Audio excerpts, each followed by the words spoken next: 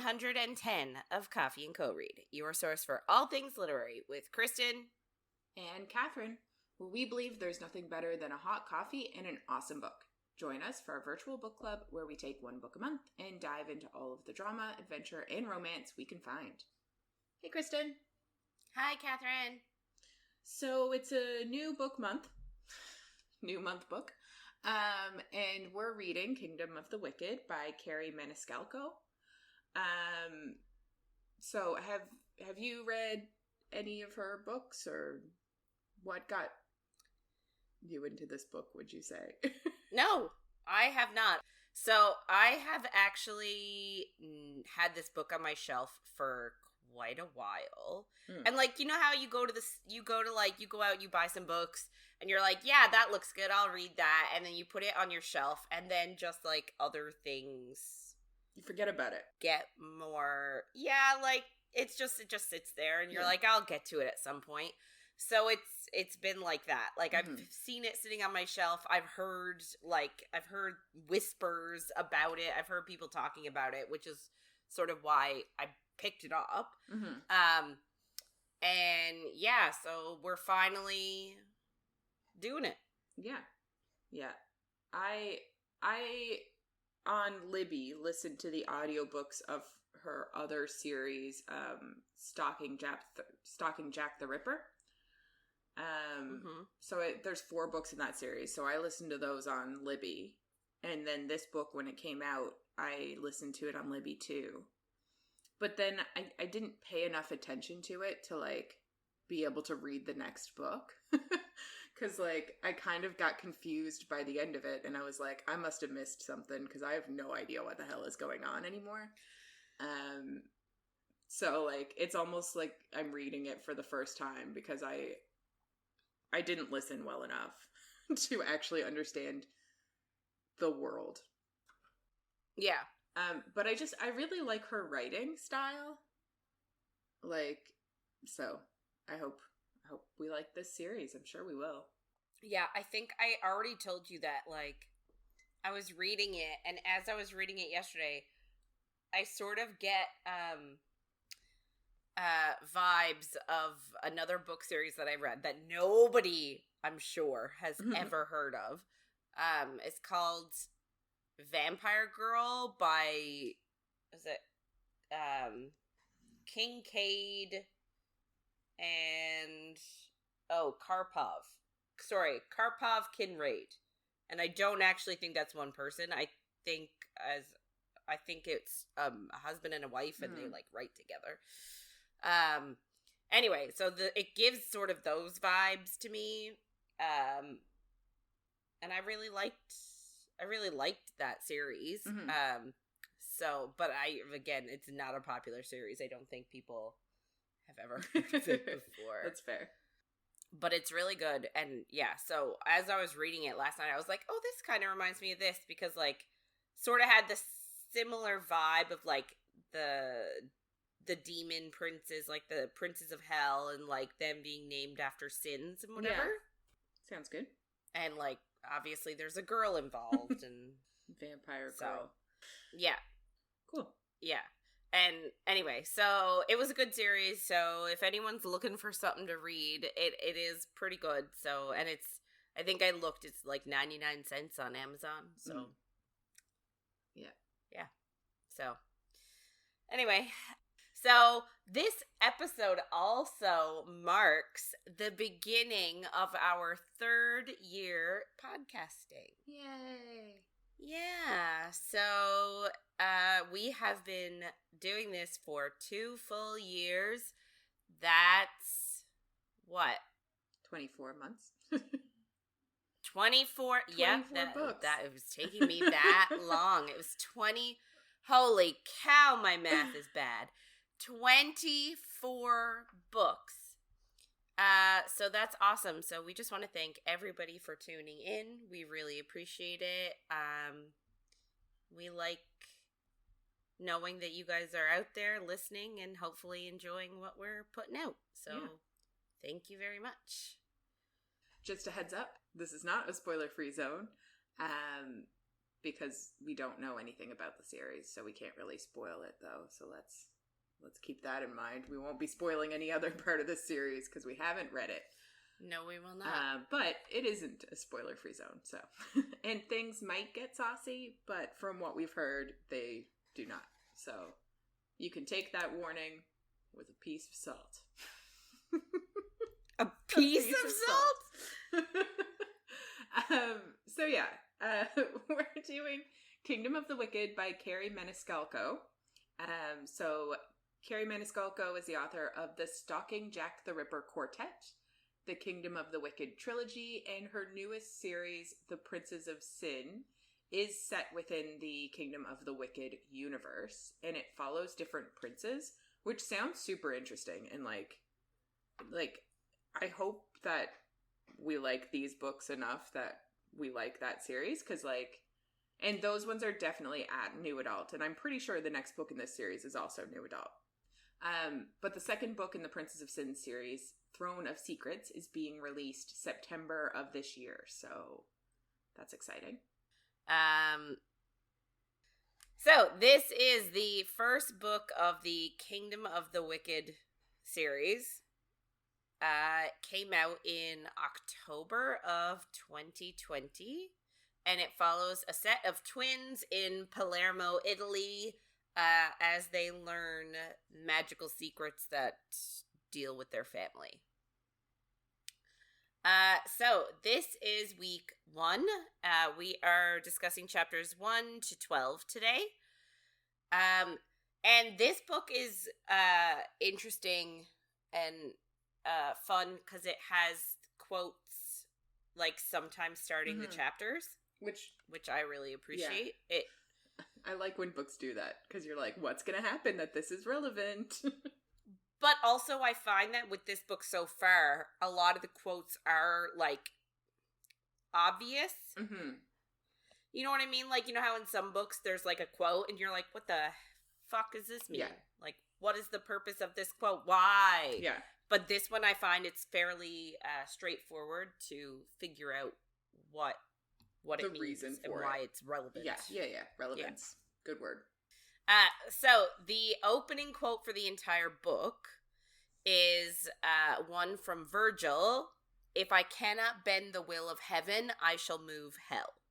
And I find it really, it's obviously, it's relevant due to this idea of goddesses versus demons. Mm-hmm. I don't think they specifically discuss heaven. Yeah. But they, so far. Yeah. But they do discuss hell, obviously. But just this idea that there are goddesses and there's good, and then this juxtaposition with the demons being evil. Yeah. So we do have a prologue. And it sort of seems like it serves as a info dump a little bit. Yeah. You know what I mean? Yeah. So we open up to a storm happening, thunder, lightning storm, ocean is raging, whatever. And apparently this storm happens the same way on the same day every single year for the past decade.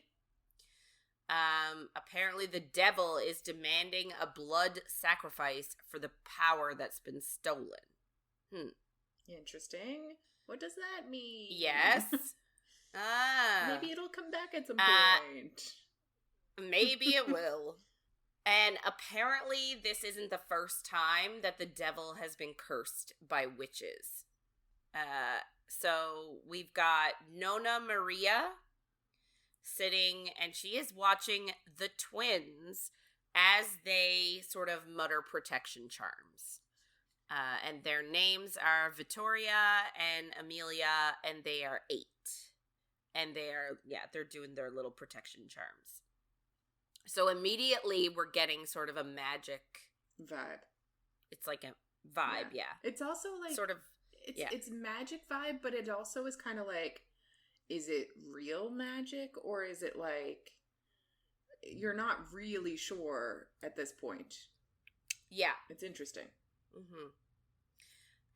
So Nona Maria feels like a chill, and she gets like this foreboding sense, and so she understands that to mean that the devil is on the prowl, or one of his brothers, who are called the Malvagi. Malvagi? I think so. Malvagi? So who is the... I don't know. Does it explain, like, who the devil is versus his brothers? I mean, I assume the devil is the king of hell, and the brothers are the princes. Okay. That's my assumption. Okay. I like it.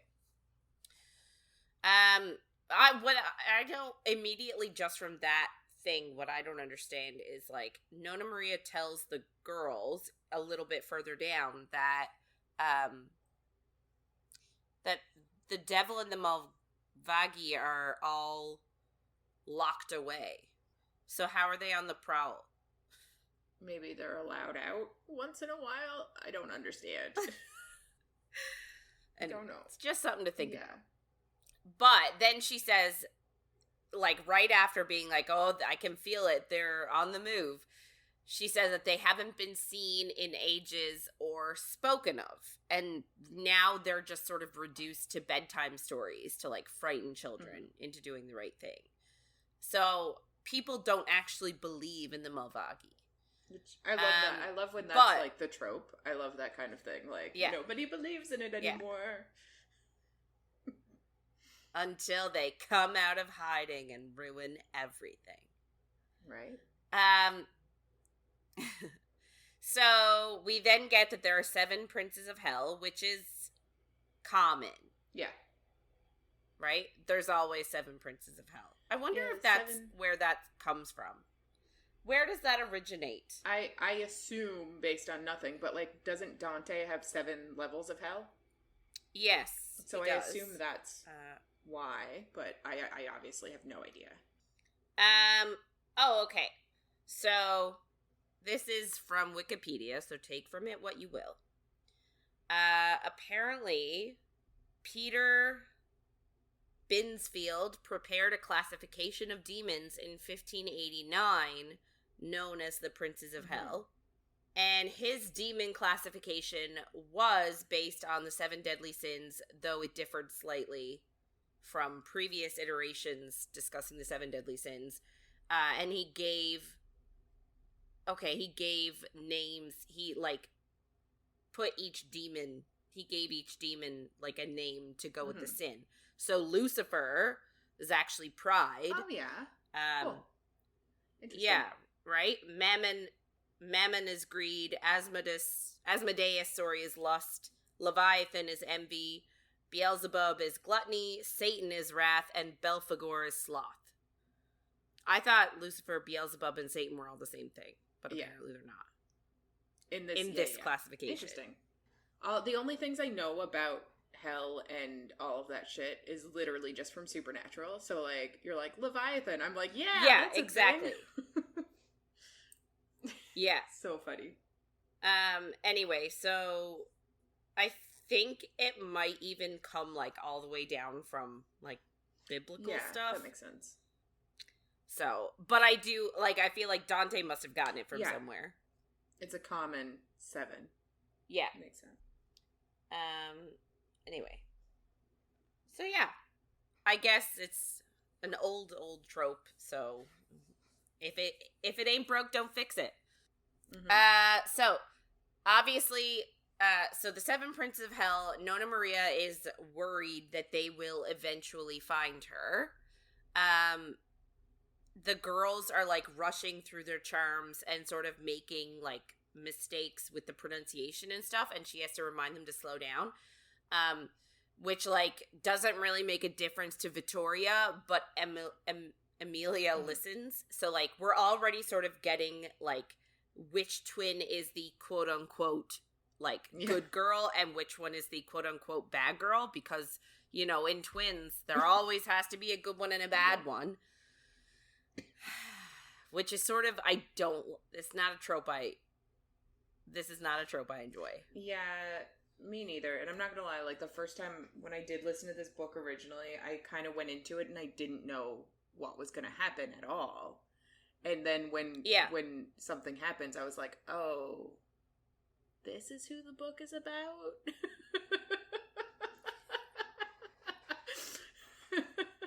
because of the way they're setting it up. I was like, this is so... Anyway, we'll get there when we get there, but... Yeah. But I honestly find so many books do this whole, like, one twin is the quiet reader, and the other twin is the adventurous one that likes to go outside and, like, likes to sneak out and not do rules. Not do rules. And it's not do rules. Yeah. So, like, I'm sort of over it, I guess. Yeah, it's just silly. It's like, they're twins, so they have to be opposites. Like, it's... I can't say it's, like, lazy writing, because I don't want to say that. But, it's, like, the only way to differentiate them, because they're twins, is to make their personalities, like, the same two as every other set of twins that exist in books. Yeah. Yeah. Okay. So, Kelly Armstrong actually, did a book series, and I'm trying to remember what the series was called. She does so many series. She has so many books. She's a fantastic writer. Like, yeah. I strongly recommend if you haven't read it. But, so it's called the Age of Legends series. So the first book is called Sea of Shadows. And it does have twins in it, and it actually does not conform to that whole, like, good twin, bad twin trope at all. Interesting. So it was actually really refreshing. Like, obviously the girls are they're two different characters, and they act differently, but, like, one is not inherently, like, bad, quote unquote, and one is not inherently good. They're just different people. Yeah. Which I really appreciated. So, if you want to check out that series, go for it. Again, it's called The Sea of Shadows. I think it's just a trilogy. So, and it was a very different series. I'll say that. Like, the love thing is not the principal. Yeah. Yeah. So, it's good. So. Storyline. The girls, back to the story, I guess. So, the girls finish their charm. They sprinkled something on amulets that they're wearing. One has a silver one has a gold one. And there are, like, sparks that fly up. And Nona's like, oh, good, we've tricked the devil once more. But she also was like, I know that these charms, these necklaces are not going to work forever. She knows things and she's not telling us, and I don't like it. Yes. Nona knows things and she is not saying a word. So they're waiting for Nona's daughter and her son-in-law to get back from the family restaurant. She sees Emilia chew on her nails and she's about to, like, spit the nail on the floor, but Nona's like, no, what are you doing? We don't do that. You don't want to leave things, like, around for those who practice the dark arts. Sort of giving me Discovery of Witches vibes. Yeah, I was just thinking about that. Yeah, it's very... Right? Yeah, it's a common witch thing. Not leaving, like... DNA, yeah. Fingernails, hair, on your brush, that kind of stuff. Yeah. So the girls, like, I guess bringing up the dark arts, the girls want to hear the stories of the dark arts and of the princes of hell. So Nona's like, okay, well, you're going to have to help me while I tell you. So this whole thing is sort of like an Italian vibe. So I already said that it's set in Palermo, which is in Italy, in Sicily, I believe, like in that region. Anyway, so, like, it's a very prevalent setting, right? Like, it seeps into a lot of what is discussed. So, and I like that. I like that it's set somewhere else. We're getting, like, a different vibe. So, I appreciate it. So she says that, like, they're helping to, like, roll out the pasta and make pasta. So there are 7 demon princes, but you only have 4 to worry about them. Like, you only have to worry about 4. Mm-hmm. Which I don't really get. What about the other 3? Yeah. And it makes me Why kind don't of you wonder, have to worry like, about all of them? are we going to get these 4 in this series of 3 books?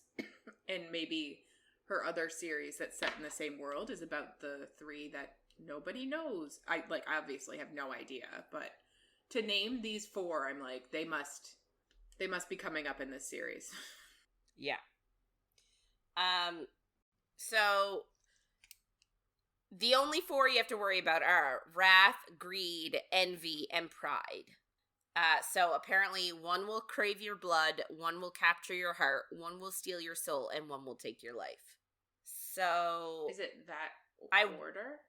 I don't know if it's that order, because I feel like is this like, I don't know. Is this what's gonna happen in this series? Like, I feel like it is. Yeah, so 1 will crave your blood, if that is wrath. Interesting. 1 will capture your heart, greed. 1 will steal your soul, envy. And 1 will take your life, pride. Interesting. Or could it be 1 that does all 4? Oh, true. Interesting. It's going to crave your blood, then it's going to capture your heart, then it's going to steal your soul, then it's going to take your life.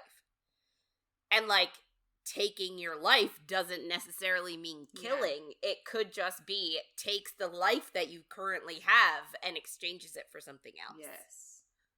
Interesting. They're really telling us the whole book in this 2 lines. We're like reading into this so deep and it's gonna be nothing. I know! It's gonna be nothing. I love it. Anyway. So the Malvagi are obviously the demon princes who stalk the night, and they're searching for souls to steal for their king, the devil. And Nona tells them that they are so full of sin, they cannot even walk in the light, which is apparently a punishment from the Prima Strega, aka the first witch. And this was before men even roamed the earth. So I'm thinking the first witch, they call her a witch, but they also refer to her as a goddess too. So I feel like she's sort of like the heaven aspect to these guys as well. Makes sense.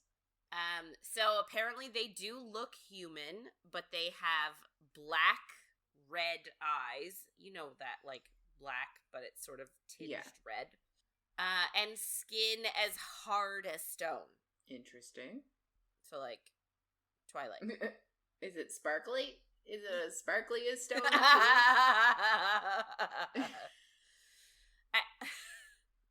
And apparently you must never speak to them, because if you catch their attention, they will stop at nothing to claim you. And if you give them the chance, they'll rip out your heart and drink your blood. Interesting. So, like, really good bedtime stories. I was just thinking that for 8-year-olds. Yeah. And the girls are fascinated by them. Obviously, Vittoria more than Emilia, because again, she's bad, quote unquote, bad twin. She's the bad girl. She's bad at 8 years old. She's interested in, like, I would be so interested in this. Anyway, Nona is worried about the ancient prophecy and that it would come true, and that's why she's taught them magic charms to hide them from humans and midnight creatures. So there's an ancient prophecy that they won't tell us that Nona is keeping from the girls, which I think is such a huge mistake. Just tell them. Maybe when they're not, maybe not now, but like when they get a bit older. Yeah. Like when they're 15, 16, say, listen, the reason why I've done all this is because of da-da-da-da-da. That'll help them be more careful. Yeah, and this whole book wouldn't have happened, so. Exactly. So every year on their birthday, they have to renew their protection charms. So the amulets that they place the protection charms on, they're called cornicellos. So Emilia's is silver and Vittoria's is gold. But apparently they are not allowed to join amulets at all, or something terrible would happen. Essentially, like, they're saying that, like, the gates on the demons' prisons would disappear and, like, the world would turn to ash. Like, essentially, you touch your amulets together and the world's gonna be over. So, like, don't do it. Which is like, you can't give children this and say, don't touch them. Or else. But, like, they're allowed to, like, they're allowed to, like, touch them Yeah. themselves, just not allowed to, like, hold them together. Join them. Like the two halves of the heart on, like, a BFF friendship bracelet. Don't do it. So that night, after their birthday, they were in bed, and their parents, like, had told them that tomorrow, now that you're 8, you're allowed to start coming to the restaurant and helping us. And they were both really excited. So Emilia tells her, like, they're just talking about, like, what they want for their future. Mm-hmm. Emilia says she wants to be a green witch, to grow all kinds of herbs for charms, and, like, she ends up being really into, like, cooking and stuff, so, she just wants to be, like a kitchen witch, seems like. You know what I mean? So she perfectly fits in with her family. Yeah. Really. You know what I mean? Victoria says she wants to be queen. So again, she doesn't fit in with the family. She wants adventure. She wants more. She's the black sheep. She wants more than what the family can give her. So a month later, like, it just very quickly goes to a month later, but for a quick second. They're, like, just lying down, and they forget. They decide they're going to be brave, because, again, they don't really believe in the Malvagi or, like, the devil. Like, again, they're just fairy tales to them at this point, so they don't actually believe in any of it. So Victoria takes off her amulet and gives it to Emilia just to hold. So she just holds it in her hand.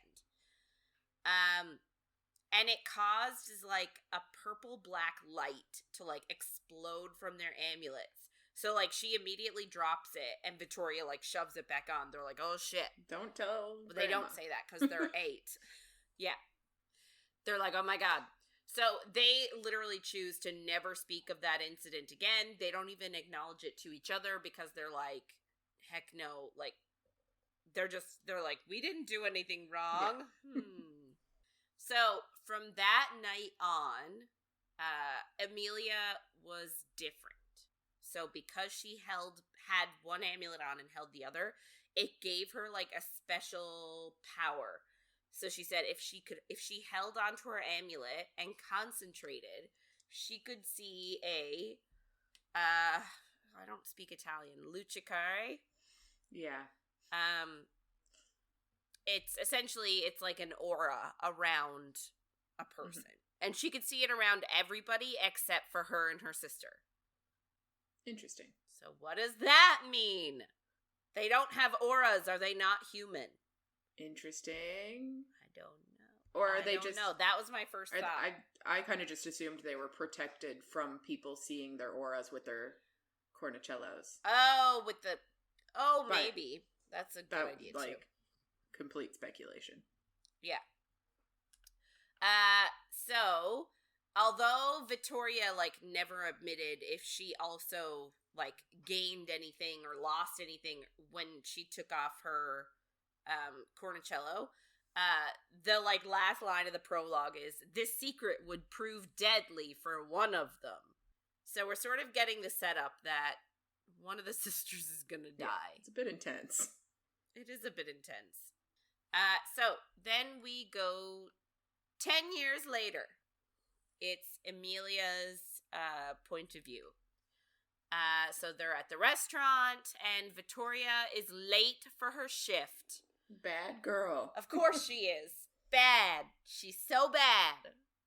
And that made Nonna Maria stressed out, because Nonna Maria is terrified for the girls all the time. Especially since Victoria was actually out the night before, and Nonna doesn't like them to go out after sunset, because that's when the demons are out hunting. And so Emilia thinks about how, like, in all that time, in the 10 years, her and her sister have never taken their cornicellos off, not once. So their restaurant, so I already said they live in Palermo. Their restaurant that they have is called the Sea and Vine, and it's like a popular restaurant. So their family has magic. It's not like huge magic. Sort of what I said before, how it's like kitchen magic. So like, you know, the grandmother might, like Nona might, like, say a little charm to put in the food to, like, get customers, like, to think that it's so good that they keep coming back. Or, like, not in a crazy way, just sounds... in a healthy way. Or, like, how, you know, Emilia can, like, use the condensation on a glass and, like, mutter a little spell, and she can slide the glass across the table and have it stop in front of her grandmother. Like, it's little charms, little spells. It's nothing, like, extreme. So the girls had their 18th birthday a few weeks ago, and ever since then, Vittoria has been skipping dinner services, sneaking in late, and Emilia thinks it's because she's been seeing a guy named Domenico Nucci Jr. So I guess, like, Vittoria's been heading out, meeting up with him, and Emilia read it in her diary. That's rude. Yeah. So Nona, though, is stressed because she thinks the Malvaghi are here to collect, because bodies have been turning up. One in Sciacca? Sciacca. Sciacca? Don't know. So one body was found there, one has turned up in Palermo, and both are streghe, witches, which is stressful. There are human strega hunters, like witch hunters.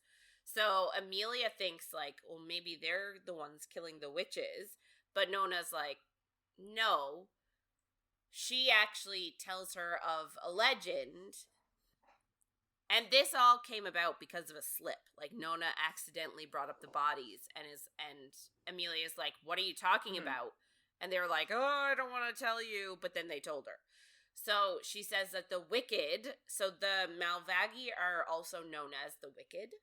So we're all sort of getting our title right off the bat, Kingdom of the Wicked, like, it's the Princes of Hell's Kingdoms.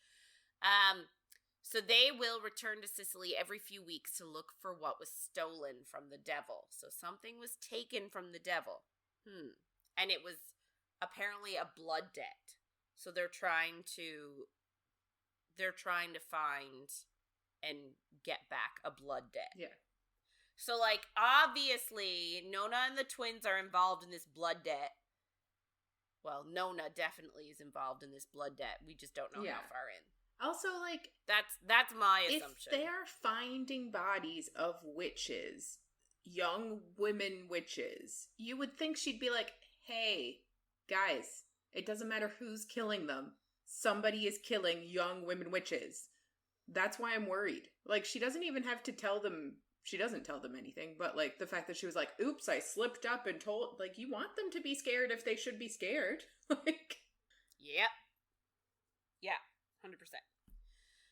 Anyway, so after she sort of, like, tells them that there's a blood debt stolen, doesn't really get into any more detail, Antonio Vincenzo Bernardo arrives and, like, sort of knocks on the kitchen door. He is a new brother at the monastery, and he came by asking for Emilia. And it's sort of insinuated right off the bat that Emilia has a crush on him. He came to ask if she could volunteer to cook dinner for the brothers. So apparently she does that twice a month, like, in the name of the restaurant. Like, she does it, hey, we're volunteering this time as a restaurant. But she goes and cooks dinner for the brothers twice a month. I just find it weird that he's like, hey, can you volunteer to cook for me tonight? Yeah, I don't know why. Like, I can't. Wouldn't she have set nights that she was going? I just don't get. He's like, hey, come tonight. And she's like, we're fucking busy. It's a dinner service. Like, what do you. It's weird. It is weird. Anyway, Nona obviously doesn't want her to go. She says it's too dangerous to be out after dark, but she's like rolling her eyes because she doesn't believe in any of the stuff that Nona tells her. Like, they consider her, like, talking about the devil and the Malvagi and the blood debt and all that. They, like, sort of brush her off as, like, oh, old lady superstitions. Which is fine, but I'm like, she did tell you that 2 young witches died. You should care about that. Yeah. I know. So she just, like, sort of is like, oh, no, I'll be fine.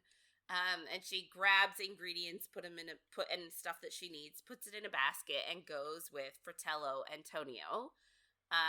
And we sort of get his backstory a little bit. He grew up next door to them and was 3 years older than her. And she always thought of marrying him, but obviously he's pledged himself to the monastery, so he's like a brother. So now he's obviously got a vow of chastity, so he will not be. Yeah. They can't get married. It's also kind of like insinuated in a very, I guess, burn witches kind of way that like the church and witches are like enemies. Yeah. Yes. Yeah, they do. So like this is another thing that we're both sort of struggling with is figuring out a time period for this book. Because, like, and maybe it's just set in, like, a fantastical time period, but it almost seems to be, like, a combination of, like, olden times, like, maybe, like, 1700s. Yeah. But also, it seems like there can be modernity, too. Because, like, a restaurant that gets, like, all these tourists and gets, like, all these customers, like, I don't know if it just doesn't seems more of a modern idea. It seems modern, and then there's certain sentences that come up. Like later on this week, we talk about somebody's parents went to America, and it's like they're gone forever, and you're like, it seems like it's a time when they had to take a boat to get to America, and they're never coming back. And I was like, this is not processing with what I in my head had decided the time was. Yeah, and then they also constantly talk about this, like, her clothes. She's always wearing a dress. Like, not saying you can't always wear a dress nowadays. You can. But, like, it's much less common. Most people wear now. Not all. People usually wear pants. And, like, her grandmother has a conversation at one point, and she's like, you guys don't need to worry about getting married yet. And you're like, that's not very old-timey of her. Yeah. So it's exactly, like, when Yes. When is this? What time period is this? Fun anyway, so maybe we'll find out later. Maybe it'll happen. So they go, like, he brings her to the monastery. They go to, like, the kitchen area, I guess, and he helps her. And Emilia thinks about sort of what you said, how they're on opposite sides, because he is a member of the church, and she is a true daughter of the moon, like a true witch. That's not entirely human. She's, like, directly descended from a goddess. So they are sort of on opposite sides of, quote-unquote, the fight, we'll say. Yeah. Right? We get some more, like, this entire first bit is just all info dump. Because we get now, like, there are 12 other witch families living in Palermo, but they do not interact with each other. And that's solely for everyone's safety. So it says that, like, obviously their magic is passed down in the matriarchal line, but it does not manifest in all women. So, like, Emilia's mother, for one, does not have active magic the way that Emilia has. I'd be so pissed. I would be too! I would lose my mind. Agreed. So then they discuss that, like, there used to be, like, a council of elders, like a coven almost, for the most elder member of each of the 12 families, but they disbanded after the twins were born, and she doesn't know why. Probably has something to do with you being born, I'd say. Probably. But there are rumors that Sophia Santorini invoked the dark arts, and something went wrong, which made her go crazy, which made humans suspicious, so they decided we're arousing too much suspicion by meeting, so we need to cut contact. So that's sort of what happened. That's the story she sort of understands. Because, like, this woman went crazy, like, immediately. Like, she was fully sane 1 minute, and then the next day she was, like, off a rocker. Yeah. And, like, it seems like that's a common, like, dark magic using thing that can happen. Yeah. Yeah. So she admits then that when she was younger, she actually used a truth spell on Antonio to see if he felt the same way as she did. And he did! So I have a feeling, and I don't know if we're going to get any more than that, but actually I'll tell you in a second.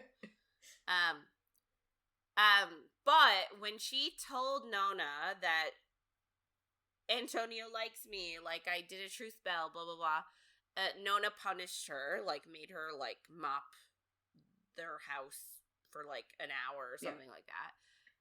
And told her that truth spells are one of the forbidden spells.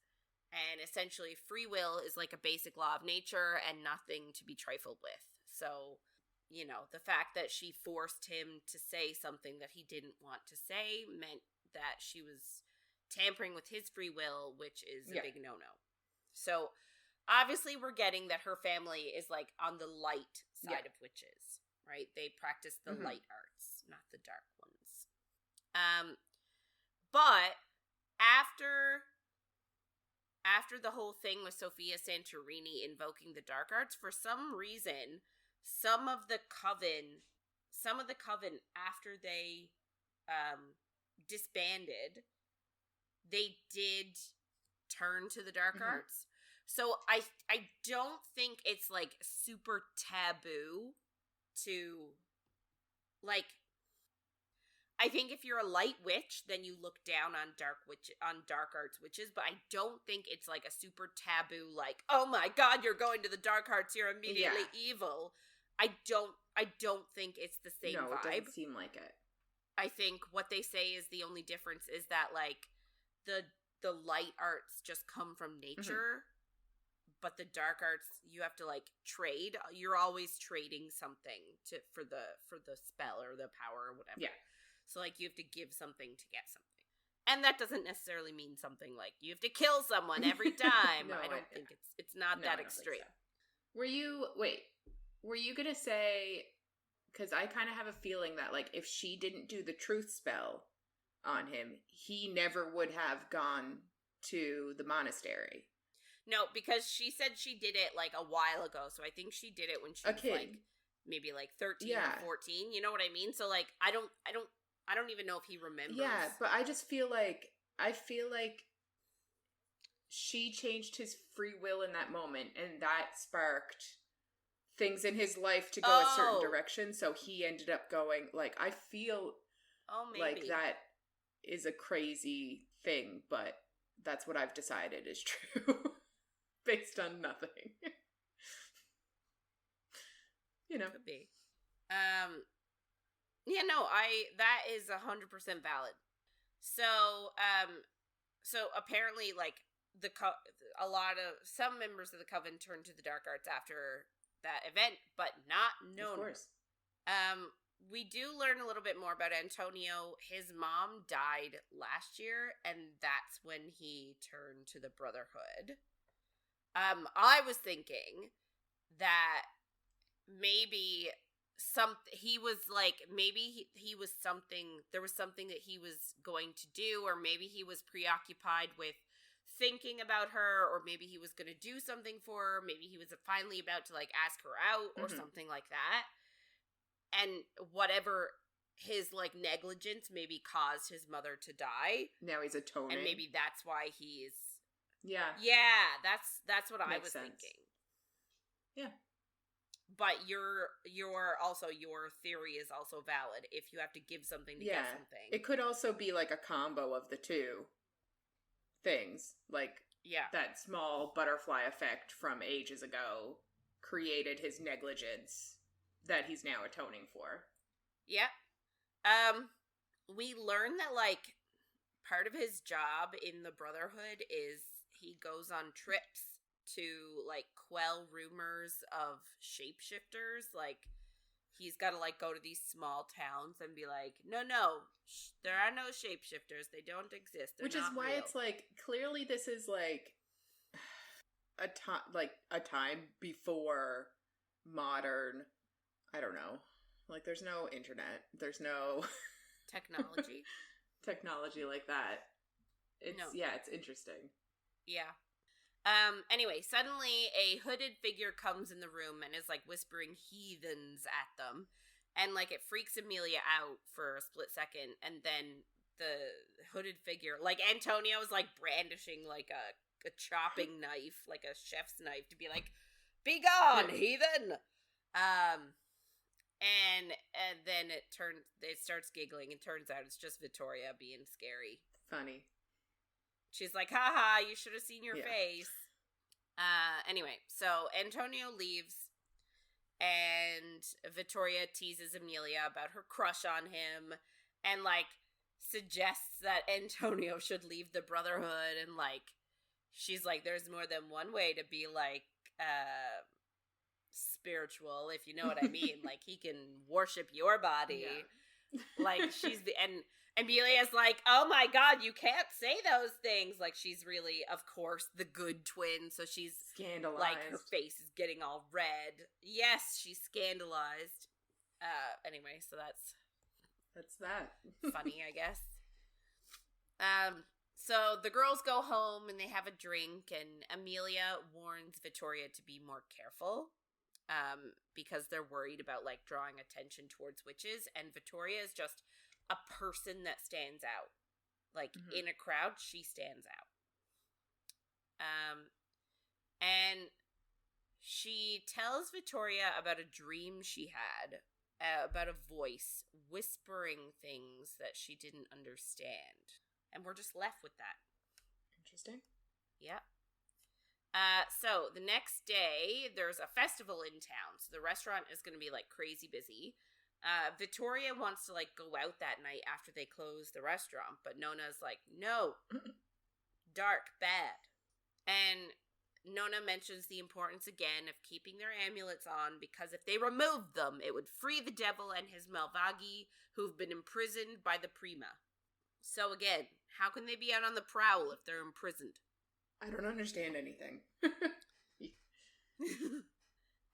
Anyway, Emilia, after dinner service, like, the restaurant closes, and she realizes that, oh, last night I left my basket at the monastery. I need to go back and get it.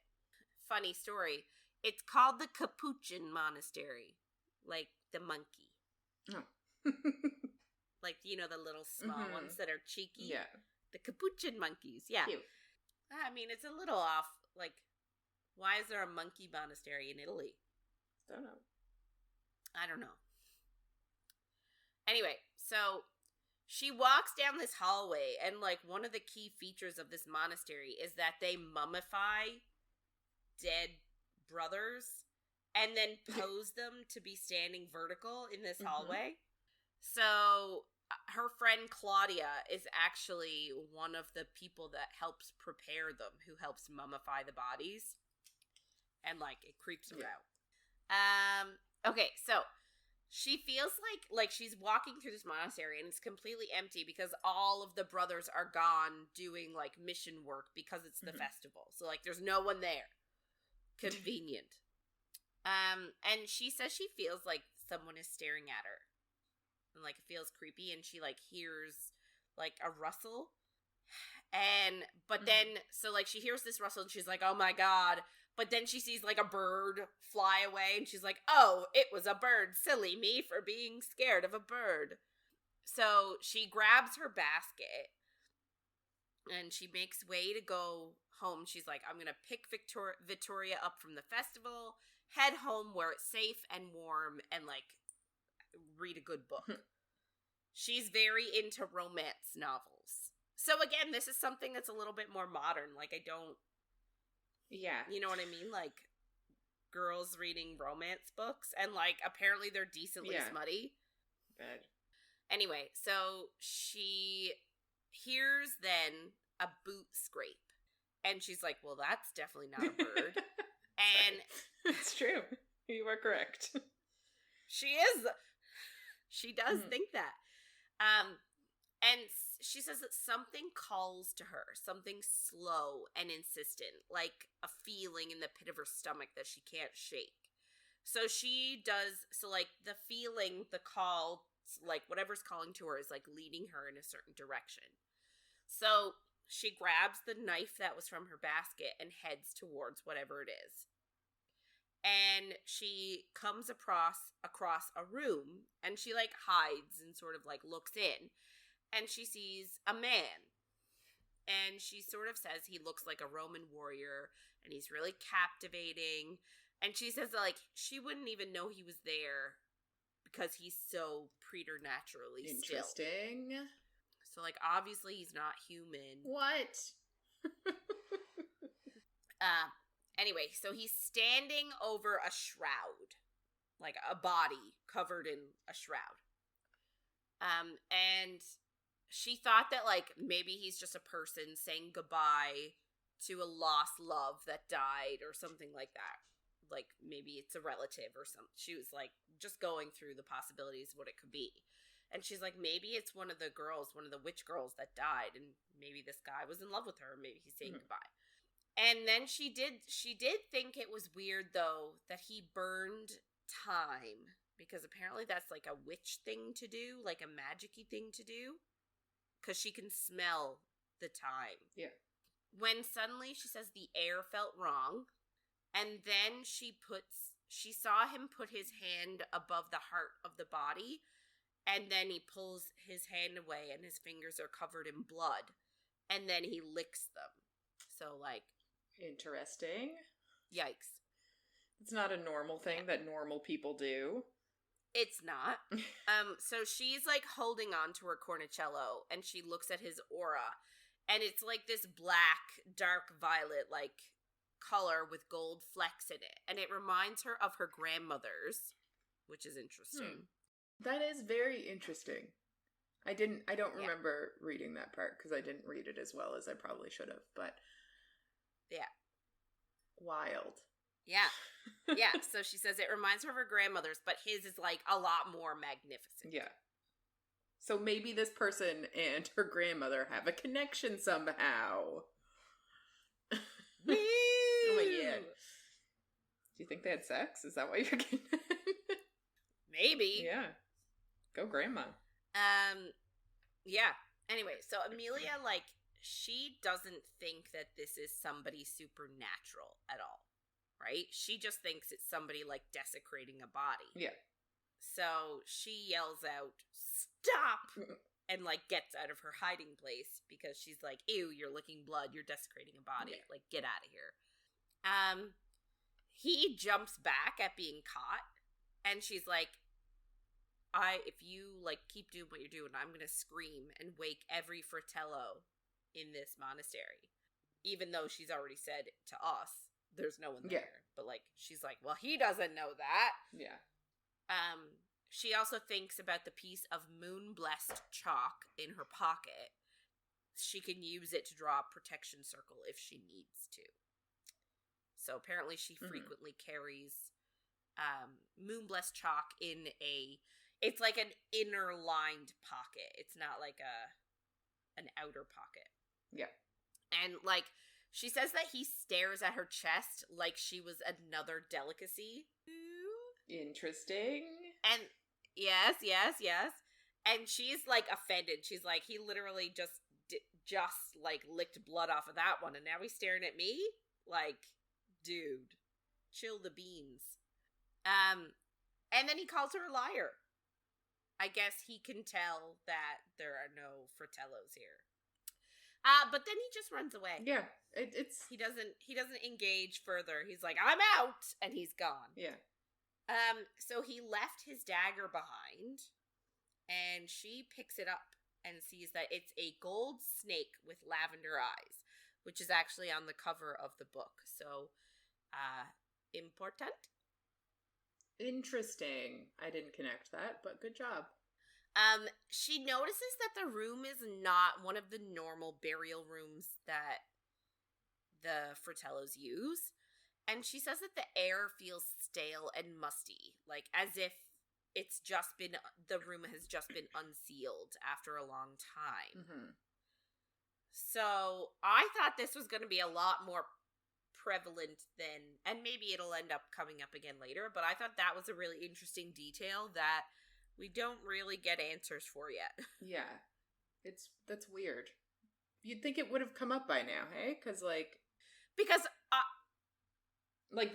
this week. It should have come up during this week of reading. Yeah. And, well, so that's the thing. So I was like, maybe, like, this body is, like, super old and, like, well-preserved and a magic-y thing. And anyway, so she notices that it was the body that was pulling at her the whole time. So she goes over to it and pulls the shroud away and screams because it was Vittoria.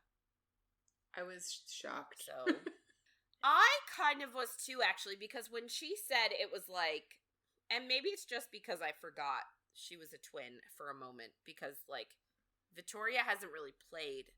Like, I feel like it's sort of like a Bryce and Danica situation. Like, Danica didn't play a huge role in life in the books, but played a huge role in death. Yeah. So I feel like this is similar. Vittoria didn't play a huge role in the book so far as a living character, but I feel like her death is going to, like, propel Emilia to do every single thing that she does. However, initially, when she pulled off the shroud, she said, I was staring at the mirror reflection of myself. I was thinking, because especially where they were like, you know, there was a musty old room, like, hadn't been, like, opened in a long time. I was like, maybe this is, like, a ancestor that, like, looks the same. I was like, maybe the demon was in love with, because I'm putting it out there that this is a demon, like, before, like, you sort of guess it immediately anyway. So I was like, well, maybe I was thinking it was like a Vampire Diaries situation. Yeah. You know what I mean? Like, the ancient guy was in love with this girl and she died, and now, like, a replica of her is walking around and they're gonna fall in love and blah, blah, blah. Yeah. So I was like, oh my god, it's that. Yeah, I can see that. But it's not. Because she has a twin. It's not. She has a twin. Yeah. And it's her twin that is dead. So, like, obviously she's freaking out. She can't believe what she's seeing. She notices that Vittoria's heart had been ripped out and her corticello is missing. Which are very intense things. She said she was also wearing this, like, expensive white lace dress. And she was like, this is not something that we could afford. This is not something that, like, she owned, so she didn't know where she got it.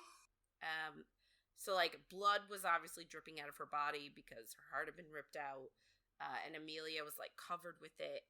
And she obviously had, like, a panic attack, and she was, like, sitting there, like, covered in her sister's blood, shaking and sobbing, for a really long time before she grabbed the stranger's knife and she cut her palm and she let her blood drip onto her sister's body, and she swore to Vittoria that she would avenge her death. Intense. It is very intense. It's like, I can't imagine that being, like, in the realm of first thoughts you're gonna have. But, you know, grief. Yeah. She's clearly in shock. Yeah. So Emilia actually is walking home and she's in a daze and she's walking through, like, all the revelry and stuff because there's still a giant festival party type thing going on. But she hears a voice say, "Little witch all alone," and memories like hearts can be stolen. And she's just like, well, I'm clearly hallucinating because of the shock that I'm in. And you're like, you're clearly not, but sure. Well, like, if you are, like, in shock enough to be hallucinating, I don't think you can then be like, well, lucid enough to be like, I'm hallucinating. Yeah. I'm in shock. Like, that seems such a level steady thing to believe. Especially, you know like, what I mean? And the story's all about magic. Like, they have magic. She should be like, this is probably something. But anyway, she can't deal with it, really. But the voice tells her he wishes to remember, but only forgets. And he's coming here soon. And she kind of assumes to herself that it's about the murderer. And you're like, okay, could be. Who knows? So she looks around and nobody is near her. All the lights are out and the fog is like unnaturally thick. And she's like, what the fuck is going on? I was just like around a whole bunch of people and revelers were around and stuff. So it's like weird. She asks who is coming. And then she just, like, closes her eyes thinking that this is a nightmare. And when she opens them again, the fog is gone. She can hear the festival again. And she guesses it's all just hysterics. And she's like, whatever. Like, fair enough, I guess. So she gets to her house and her Nona is waiting. And she doesn't even need to say anything. Like, her Nona already knows, basically, that Victoria is dead. And you're like, what is this Nona hiding? I assume it's just, like, she knows by magic that Victoria is just dead. Oh, maybe. Yeah. It feels like... Or, like, maybe she can just read her granddaughter's face. Maybe, yes. Yeah. And, like, sees that she's covered in blood and you know, has been crying. But maybe she's just connecting dots. She's also, like, it seems like she was expecting this anyway. You know what I mean? So yeah, Emilia... Yeah, because Victoria's the bad twin. True. Yes, that's true. Emilia gets... she kind of just realizes that she has the serpent dagger, and she kind of forgot, but, like, she still has it in her hand, which is just interesting, but she doesn't remember taking it. And then, obviously, she just, like, breaks down, and her Nona helps her and stuff. So we kind of time jump a tiny bit. It's the day after Victoria's funeral, and Emilia is in her room reading a book, and her Nona is making candles to, quote-unquote, help the police find the murderer. But the ingredients aren't ones that are normally used for clarity, so she's like, her Nona is lying about something. Yeah. So she goes down to the kitchen and she's feeling hollow, and like, I do, like, the grief in this book I do appreciate, because I feel like it's very, like, punch you in the gut, and you can, like, I don't know, it's just very real, it seems like. Yeah. And basically Emilia isn't really eating much, so her Nona's like, I'll make you some dessert, that always goes down easier. And Emilia asks if she thinks that someone found out Victoria was a witch, but Nona says, not with the signs they've been receiving, or with the blood debt. And you're like, can someone explain what all this shit is? Because what is going on?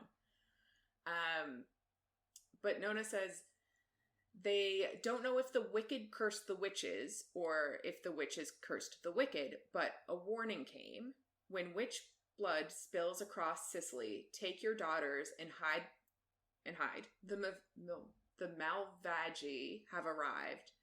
And Nona's like, 3 witches have been murdered now, so, like, this is coming true. Which is, like, what does that even mean? She also says, like, the devil stirred the seas and made the sky bleed, and asks what more signs they need that, like, that is what's happening right now.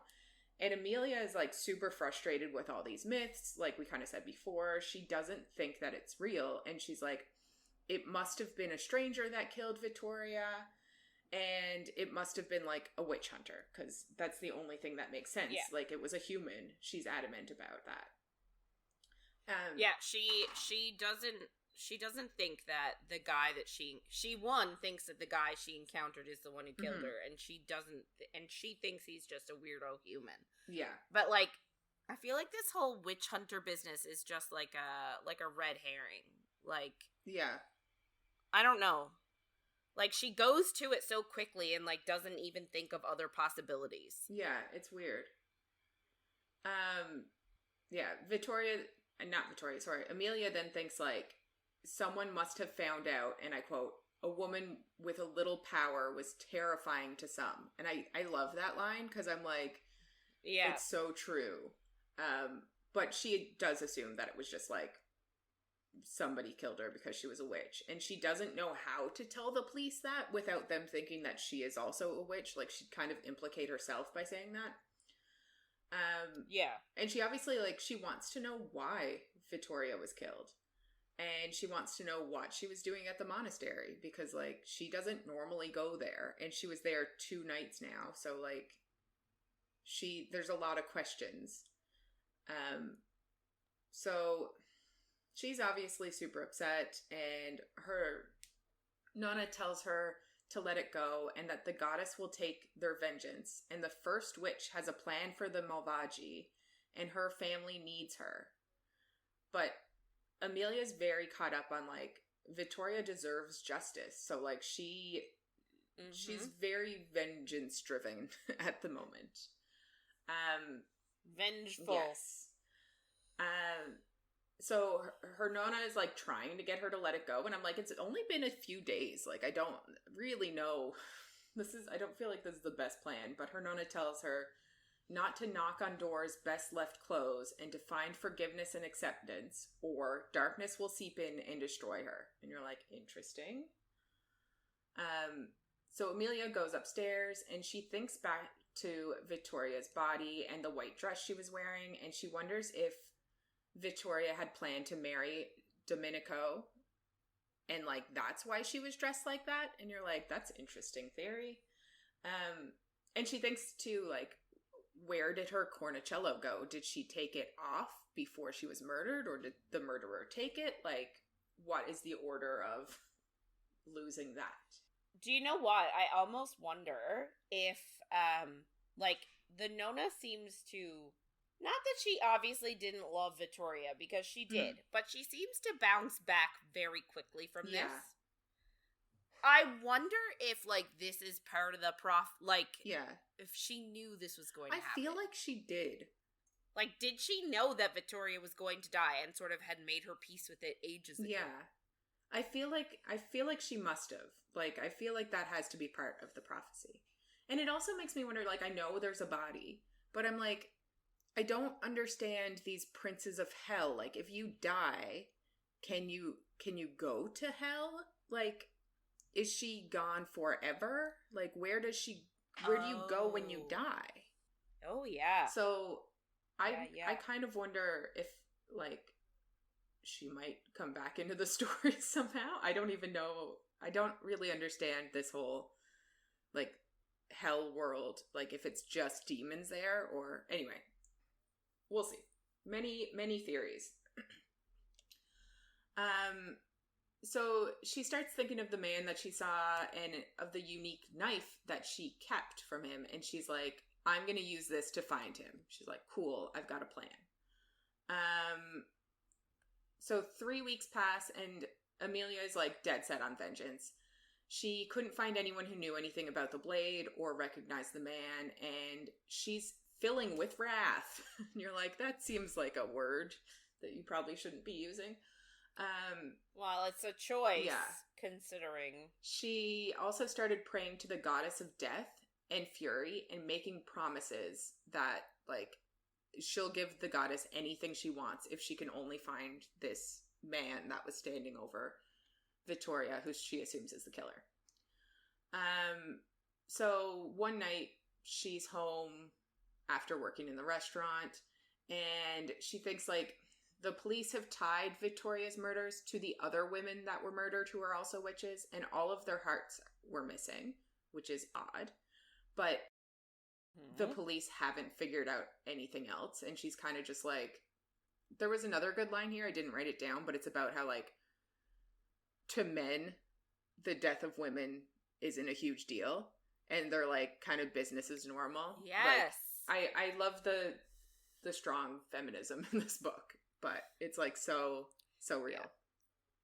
You just think of all of the like missing and murdered Indigenous women and girls in Canada alone. It's like not a priority for anybody, and you're like, what the fuck?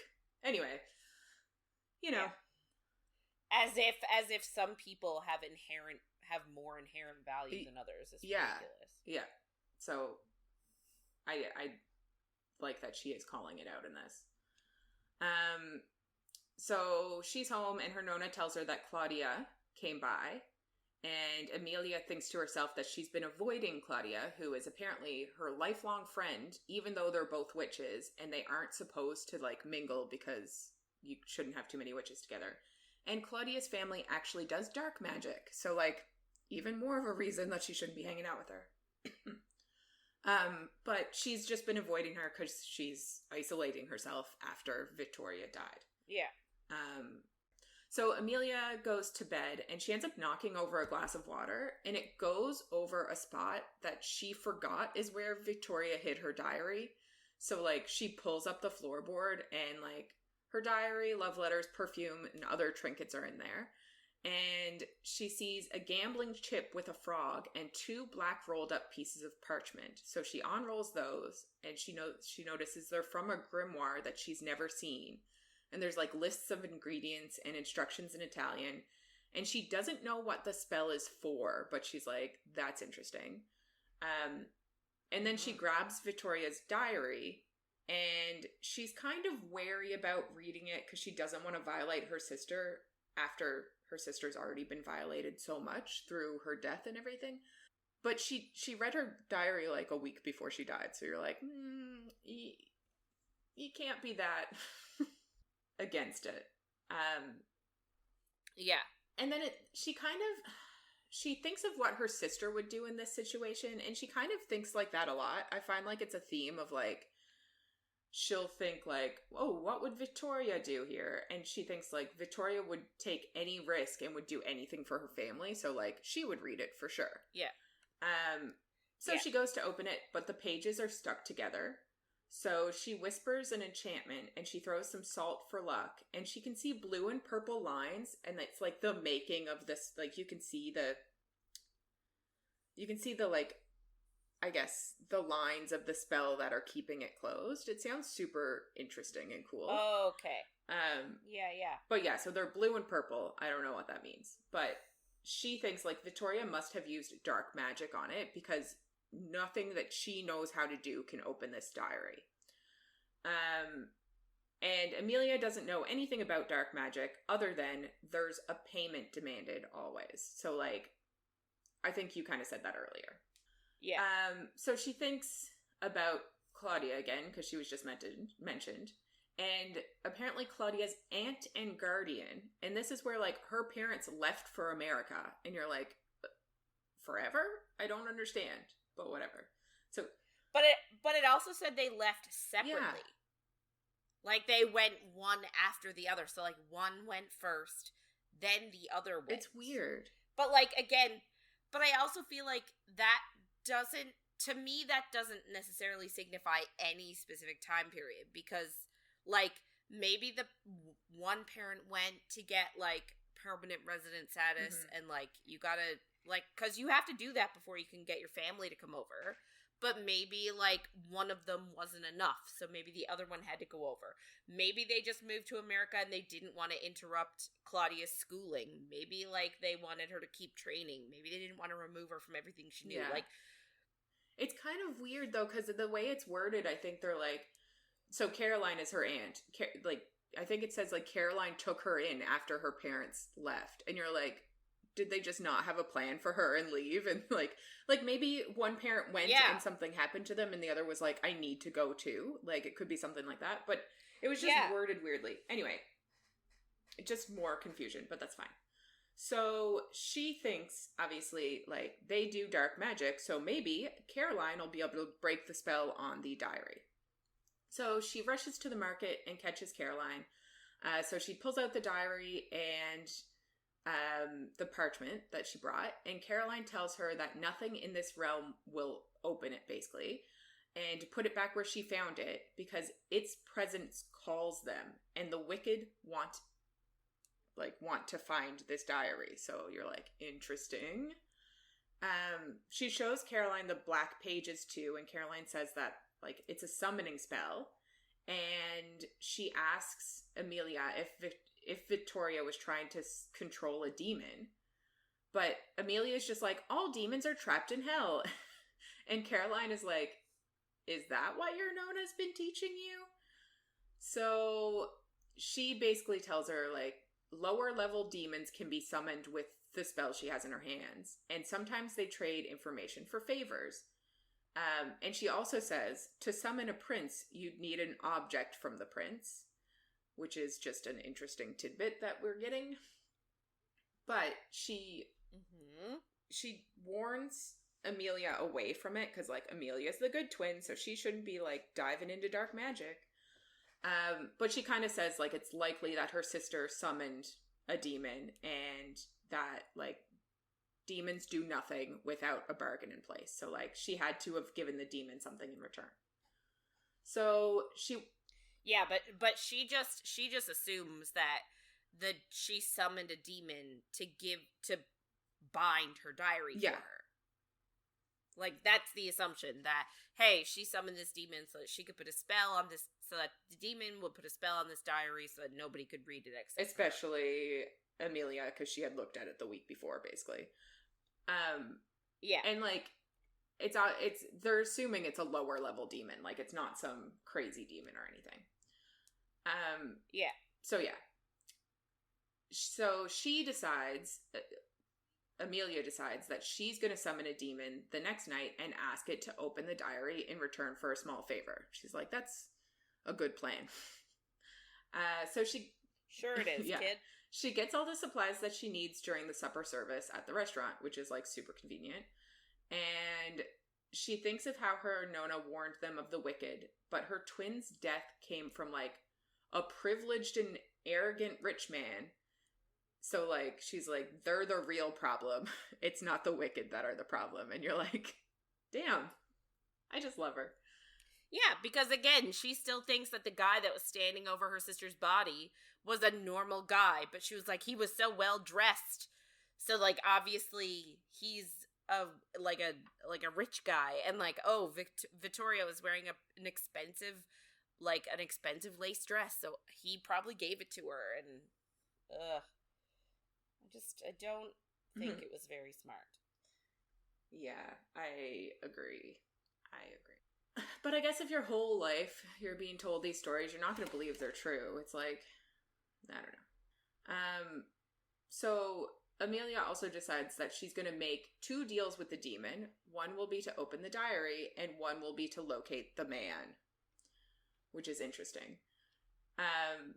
The next chapter opens with a note from the Di Carlo grimoire, and it says, bone magic, when used improperly, can be used for the forbidden arts, and bones must be gathered ethically, not by sacrifice.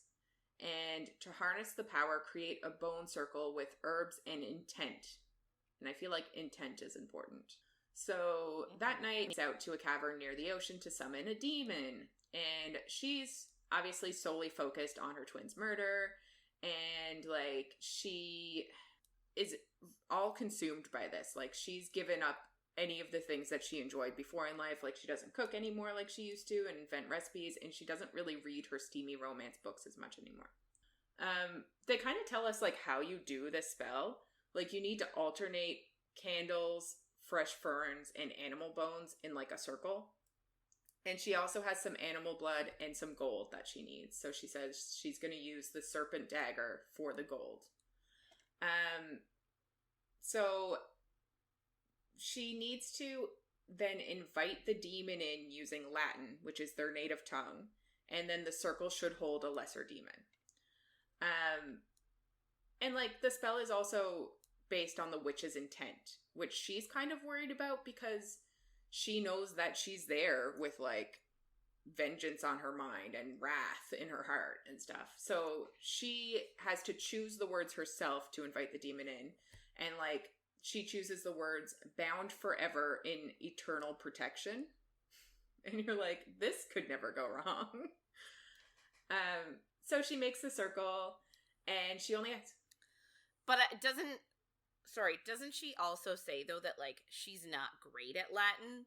So like she says that like there are so many like there are so many very nuanced variations of like the same word that can change like. So I'm again like this was your section, so I didn't read it as closely. I sort of thought that maybe she didn't mean to say bound forever in protection. Like I thought maybe she was just trying to like maybe she just said the Latin wrong. Oh, okay. But no, that's what she intended. Yeah. But like again, but it's obviously not a very smart thing to say. Forever. But yeah, I think that's what she intended. I don't know if that is what she said is the other thing. Like, I'm not sure. Because like you said, there was a section where she's basically like, you could change the word so little and it could change everything. And you're like, did she screw up saying it? Maybe? Yeah. And like, I just feel like, why would she say that if it didn't come back to bite her? Yeah, so we're probably going to come up again. So yeah, she makes the circle and she only has one bone left. And she wonders if like this is the best idea. And you're like, it's a bit late for that now, but yeah. No, it's not the best idea. So she also thinks like she doesn't know what the demon will look like. She doesn't know if it'll look human or if it'll look like a monster. Like her Nona didn't really tell her what demons look like other than they're like really scary. So she's like, ugh. What could pop up in this?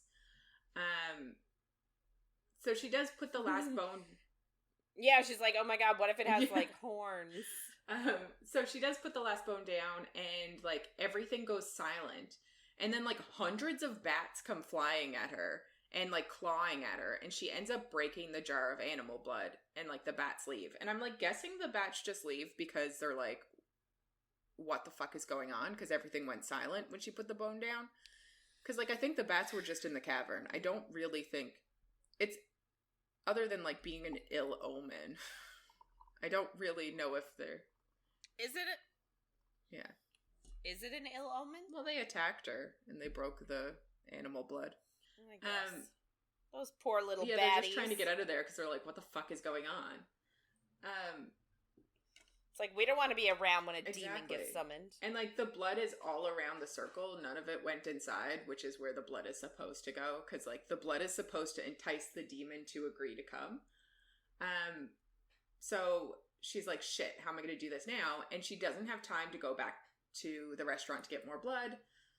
And she looks at the spell, and it only suggests using animal blood. So she cuts her forearm with the dagger and uses her own blood. And the dagger, like... as she cuts herself with the dagger, it starts to glow at her blood. So you're like, this dagger is different too. So like, what the fuck is going on? All right. So she invites the demon and does the spell, and it takes a while, but black smoke starts to swirl, and the circle goes wholly black. And when it clears, there's a man standing there. And he's wearing only low-slung black pants, and he has dark hair and a golden tattoo of a snake from his hand to his shoulder. And he has gold eyes with flecks of black, and he's beautiful, of course. Of course he is.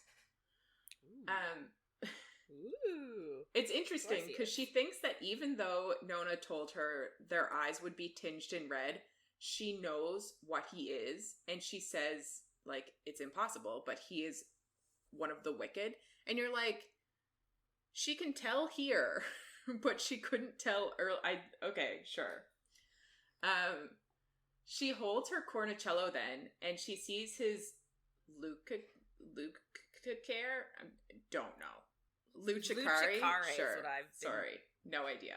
Yeah. And it's black and gold. I don't know either. And that I could be equally wrong. I have no idea. We should go on Duolingo. We should.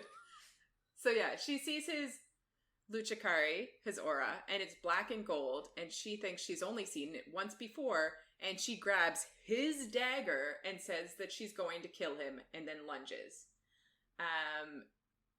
She ends up, like, slicing down his chest because he moves out of the way, obviously, and she feels pain herself after she slices him, which is interesting, and she wonders if it's because, like, the knife is taking his blood now and it has her blood. Like, is it something to do with that? Or is it something to do with the protection circle that, like, he's protecting her so she can't attack him without hurting herself? Like, she doesn't know why, but that happened. He grabs the dagger then and basically just throws it away from her. So she just, like, punches and kicks him and, like, hurls herself at him. And he's just standing there and not at all hurt. And you're like, this is dumb. It's like when a small baby is trying to, like, except for small babies can hurt you. That's what it. They pull your hair. Yeah. She should have done that then. Probably hurt him more. So he looks at the circle and he looks at the cut on her arm and frowns, and she just, like, wants to make him bleed, and she's super wrathful, and, like, she looks at him and it looks like he's enjoying the emotion, like, wafting off of her because she's so pissed. So that makes her actually, like, get her head back on and stop. And he tells her that yelling, "I'm going to kill you," takes the surprise out of an attack. And you're like, yeah, obviously. Dumb. I loved it. And he tells her that she can't kill him, but she says she'll make him suffer. And he asks what spell she used, and she just, like, says something in Latin about fornicating with family members, and I'm like, okay, so basically tells him to go fuck himself in Latin. But he's super adamant about this summoning spell, and wants to know what she said, and I think she says, like, it's for protection, and, like, something flashes over her arm. And she looks down and she has a lavender tattoo of 2 crescent moons surrounded by stars just, like, appeared on her arm. And then she looks at him and he gets the exact same tattoo on his arm magically. So it's, like, interesting. But he tells her he needs to know the exact phrasing because they need to reverse whatever she said, and they only have minutes left before, like, they can't do it anymore. She says no, and she assumes the tattoos are, like, to keep them safe from each other, so, like, neither can hurt the other kind of thing. And she said, sorry. Which you would think that, like, she wouldn't want to not be able to hurt him because she wants to hurt him. So, like, yes, take this protection away so that I can kill you. Like, what are the reasons? She's super, like, she's super cocky here, and I feel like she has no right to be. But she tells him, like, she has the power here and demands to know why he killed her sister. Which, like, that, pretty fair. She thinks he's the one that did it. And he tells her one day he's going to be free of this bond and to think carefully about that. And she tells him that one day she'll figure out how to kill him. So she asks again, like, why he killed Vittoria, and he tells her he is the Prince of Wrath, General of War, and one of the feared 7. And, like, he runs a finger down her throat, and she's super unsettled because, like, he's, like, being very suggestive and sexual. And she, like, backs away, and then she's like, oh shit, their bone circle's out of place, so, like, she puts it back together. And he tells her that, like, she has his attention, which kind of, like, goes back to that moment that Vernona was like, never get the attention of one of the wicked. Like, that is, you're fucked then, basically. Yeah. And she knows, like, she should be terrified, but she just starts to laugh uncontrollably. Because she just thinks to herself how, like, this night really went to hell. Like, this is worst case scenario kind of thing. Which I kind of love. And he obviously gets annoyed that she's just laughing in his face. And he tells her he'll glory in killing her, and he's going to do it slowly. But she just doesn't stop laughing, so he has to be like, why are you laughing so hard? And she asks him, like, what she should call him. And he says she will eventually call him Death, but for now she can call him Wrath. You're like, okay. It's the beginning of a chapter again. It's the DiCarlo Grimoire, and it says, a prince of hell will never give their true name. They can only be summoned with an object that belongs to them and a powerful emotion. And they're super selfish. So, like, be careful what you wish with them. So, obviously, like, she had that knife that was his, so that's why she was able to summon him. And she had wrath in her heart, so, like, it makes sense.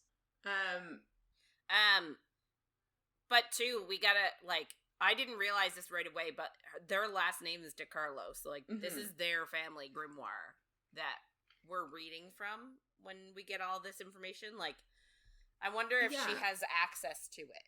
Like, or if it's, and, like, or is this grimoire, like, are these quotes taken after the events that have happened?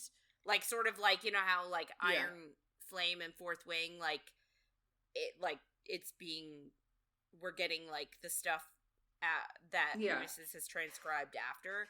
Or, like, is this Nona only has it and no one else is allowed to see it until they're the elder? Like, I wonder me too. what's on the Geo. I wonder if we'll figure it out. So we go right back into the chapter and go back to their conversation, and she says that she's not calling him an emotion and asks for his true name, and he refuses, obviously, because that's what they just said in the grimoire. And he says she can also call him His Royal Highness of Undeniable Desire, and you're like, yes, when is this gonna happen? Because I am here for it. And she makes a joke that he must be from the House of Narcissism. And they're just like, there's some I love that, actually. But he tells her to free him, and she says never, and he warns her against speaking in absolutes, and it just makes me think back to her using the word forever in her spell. So she obviously goes back to asking why he murdered her sister, and he asks if that's what she thinks he did, and she's like, well, you were leaning over her body, licking her blood. And she grabs her cornicello and asks him again, and he answers that he didn't, and says her death was inconvenient. And I kind of felt like her holding her cornicello made him answer the truth. But that's not really what he says later. But it's just weird that, like, she held it and he answered immediately. So it felt like there was a connection there, but I don't know if there is. So she asks why he was there, and she sees magic from the circle in him, and she knows that the summoning spell is forcing him to respond. So I was like, okay, so holding her cornicello allows her to see the magic, so maybe that's the connection. Anyway, but he says he was there for her sister, and apparently her sister made a bargain with his brother, and he came to collect it. So we don't know what the bargain is, we don't know which brother, but, like, that's bad. She made a bargain with one of the seven. She doesn't ask him to unbind the diary then, because she doesn't want him to have access to it, because, Caroline said that the Wicked wanted to get the diary, like it was calling to them, so she doesn't want him to know that she has it. So she asks him what the terms were of her sister's bargain, and he says he doesn't know. And she asks what he did with her heart, and he says nothing. She was dead when he got there. So I'm like, was he not the one that took her heart then, I guess? Possibly. So he kind of goes back to asking about, like, what the wording was of her summoning, and he says, like, he needs to know what it is so that he knows how to adhere to it, and that, like, he can let others know how to adhere to it. And she's like, what others? And he says, his brothers. And she asks if all demons have to abide by what she just summoned him, kind of thing. And he kind of doesn't want to answer, so he says, like, if we're exchanging secrets, he wants to know the name of all of the coven leaders on this island and how many witches are here. And she is obviously not going to tell him that. She's horrified. And he's like, well, you can't ask me secrets if you're not going to tell me secrets in return. So she does tell him what she said in Latin. And he's horrified. And she's just kind of smug. And you're like, you probably shouldn't be smug. Like, this is probably not great. But he tells her he'll offer her a bargain. And she thinks to, like, what her Nona said about the Malvagi and how, like, usually their bargains involve kisses. And a person can lose their senses entirely and will offer up anything, including their soul, for another kiss. And you're like, interesting. This is what I want. Show me. But she says she'd rather die than kiss him. And he scans her with dark eyes. And she thinks, like, he is death and rage and fire. And I'm like, hot. Please. Kiss now. Do it. Continue. He then tells her that one day she might beg him to kiss her.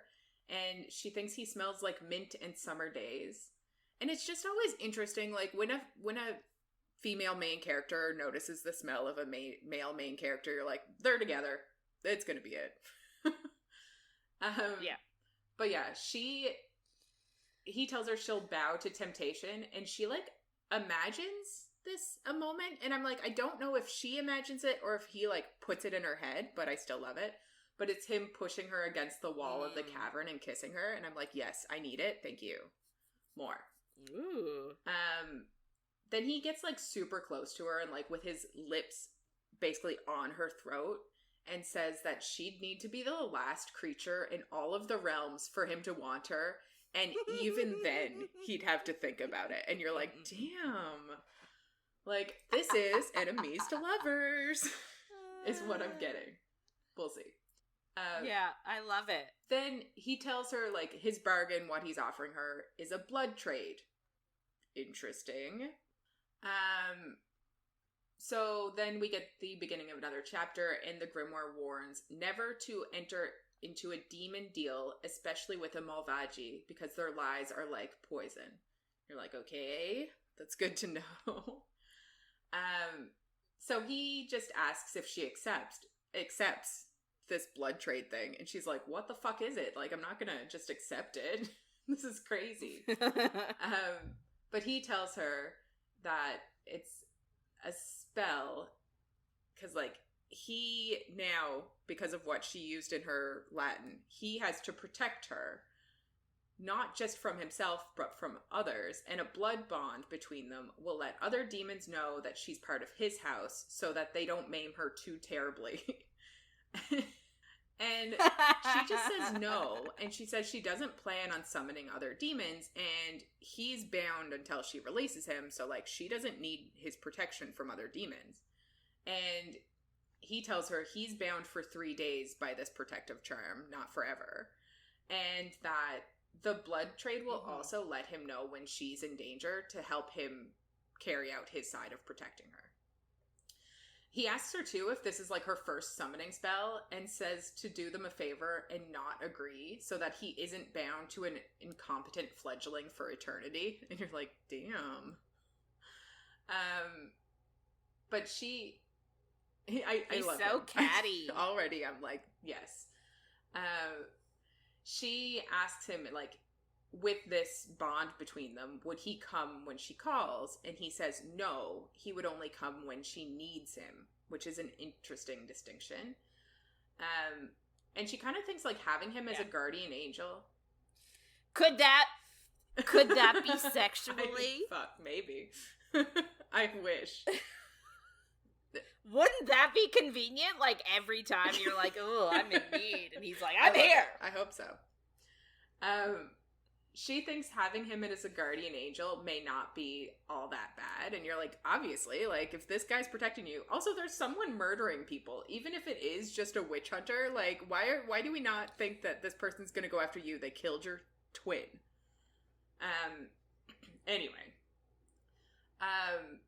She also knows, like, obviously this is somehow advantageous to him, but she doesn't know how. And she decides, like, she'll make it more advantageous to her somehow in the future. And you're like, this seems like a dumb plan, but sure. So she agrees, and she gives him his dagger, and he cuts his finger and mixes his blood with hers. And then he tells her to say that she's willingly accepts this blood trade for 6 months. And she's like, whoa, that's way too long. And he asks, like, what she wants then. And she just says nothing. But he knows that she's lying, and he knows that there's something else. And it's, the other thing is the diary, but she doesn't want to tell him about it, like we said before. And he tells her, like, he isn't able to lie. And and she asks if he wasn't bound, would he harm her? And he says if he had to, he would. So she's like, maybe he's telling the truth. Maybe he can't lie. Which is interesting. And I'm not sure if, like, because of the circle he can't lie, because of her cornicello he can't lie, can demons just not lie at all? Like, I don't really know yet what that means. But he tells her... Yeah, or if he just... Yeah, or if he can't just... Maybe he just can't lie to her because of the protection thing. It's interesting. Like, but God only knows. He also tells her, like, they're both aligned in their goal of finding her sister's murderer. And she's like, okay... But she kind of just asks him why he wants to find justice for Vittoria, and he says that's not what he's doing. He wants to find the murderer. He's not doing it for justice for her sister. He just says he wants to stop the murderer before he strikes again, and he doesn't want to align with her, but he has no choice. And she's a witch with a connection to the last victim, so, like, she could draw out the killer because the killer's probably going to want to kill her. Duh. But he also says, like, he's not going to say anything else about the killer or anything he knows until she agrees to this bargain. She asks if he will tell her information about Vittoria's deal with his brother, and he says he'll exchange all necessary information. And she has another moment of, like, what would Vittoria do? And she knows Vittoria would immediately say yes. Yeah. And she asks him, what are demons forbidden from doing? And she kind of says other than lying. So, like, it's her assumption now that no demon can lie. Which I just find interesting because I didn't really get that from what he said. But, like, that's what she's taking from it. So, like, is that the truth? Or is that what she thinks? I'm not sure. But he tells her that demons can't enter a human home without an invite, and they can't use their powers, like magical powers, to harm humans purposefully. And when summoned, they stay until sent away, even though he just said he was only going to be there for 3 days. So I don't really understand that. But she can kind of tell, like, he wants her to say yes to this bargain. And she thinks of her Nona's stories of how, like, Malvagi can't be trusted, and she wants to be like Vittoria, and she knows Vittoria would say yes. But she thinks to herself, like, she is who she is. So she says no, she does not accept his blood trade. And that's the end of this week. That's where we end off. Kind of a bit of a cliffhanger. Yeah, I'm glad that she didn't absolutely just go, like, I'm going to do everything my sister would do. Because, like, that kind of, like... defeats the purpose of having two separate people. Yeah, so I do like that she's her own person. Anyway, That's basically it for this week. If you want to get in touch with us and share your thoughts on anything you heard in our episodes, or if you have any book suggestions, you can reach out to us by email at coffeeandcoread@gmail.com, or on Instagram or Facebook at coffeeandcoread and coffee.coread on TikTok. Yeah, so next week we will be reading chapters 13 to 23 of Kingdom of the Wicked. Make sure to follow along, and if you're enjoying our chats, don't forget to follow, rate, and review wherever you get our content. Thanks for listening, everyone, and we'll see you on the next page.